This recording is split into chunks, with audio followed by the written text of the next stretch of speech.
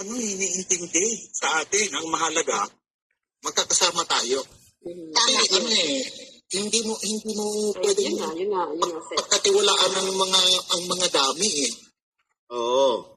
Kasi hindi mo Dami nga pwedeng Ayun pagkatiwalaan. nga ho, minumura ako. Yun nga ho, ang problema, sir.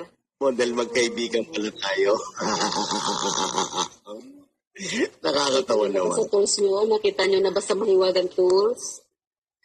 Nakakita ko pero ayoko na sabihin dahil kaibigan ko pala. Kaya okay lang tayo. O sana naman maging maayos ang lahat. Bakit yung away-away dito sa social media? Iwasan din natin yung mga taong nanloloko at manloloko. Kasi, Brother Ranzo, may tatanong ako sa iyo. Okay, go. Brother Ranzo, nalala ko naman matalino ka. May lalaki o babae, pag-imbol pampera, may panloloko, may manloloko, may naloloko. Totoo o hindi? Sa experience ko I will be speaking with my own experience. Lahat ng mga babaeng na-involved sa akin dito sa Sokmet, niloko ako eh.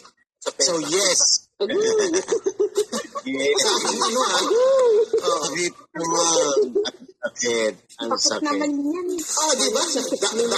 Daan libo yung dyan. Oh my God. Hindi sana lalabas yan. Hindi sana lalabas yan kung hindi nilabas nung yung kaibigan natin na kalaban mo rin. Hindi, wala na lalabas din yan. Brother Ranzo, wala na akong kalaban. Ayoko na ng kalaban. Pero pag may nalaman ako na ang kaibigan ko niloko sa halagang 600,000, maliit na halaga lang yan. Pero, kawawa naman, wag naman.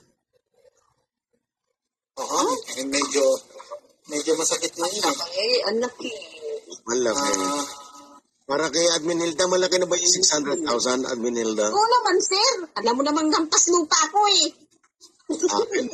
Akin hindi kasi eh. Pinatulan ko nga yung, sabi nila, di ba, pinatulan ko nga yung 100 pesos na, What?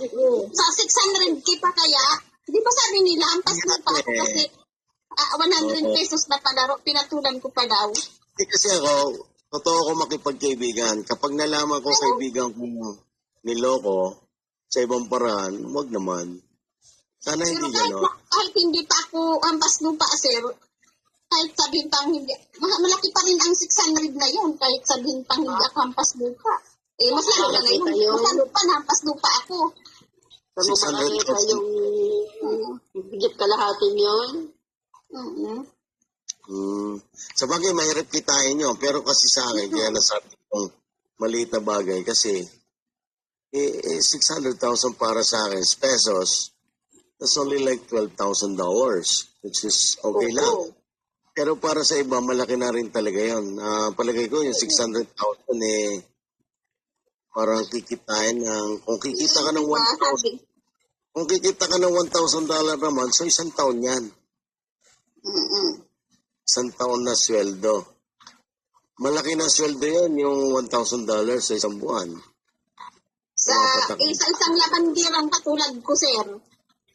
Kasi sa panglabandira lang daw ako. Labandera. Oo.